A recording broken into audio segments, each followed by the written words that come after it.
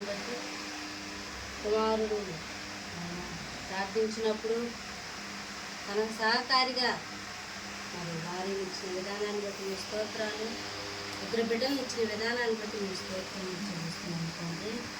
మొదటి బిడ్డను జీవించిన రీతిగా రెండో బిడ్డని ఈరోజు మరి నాయన ఇంతకాలము 6 నెలలు కూడా నాయన మరి తల్లి పాలతో మీరు పెంచి మంచి ఆరోగ్యం ఇచ్చి నాయన ఇప్పటివరకు కాపాడిన విధానాన్ని బట్టి మీకు స్తుతులు స్తోత్రములు చెల్లిస్తున్నాము.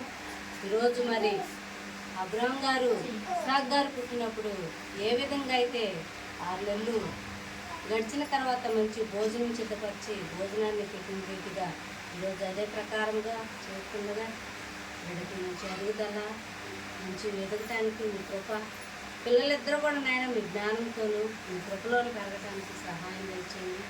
బిడ్డలు మీలో పెంచుకోవటానికి మరి నాయనమ్మ మరి తాతయ్య వాళ్ళు దేవుని పనుల్లో ఏ విధంగా ఉన్నారో అదే రీతిగా ఈ మనవాళ్ళు కూడా ఉండటానికి కోడలు కూడా ఉండటానికి మీకు చూపించి ప్రభువును మా రక్షకుడైన యేసు క్రీస్తు వారి ద్వారా ప్రార్థన చేయించాను తండ్రి.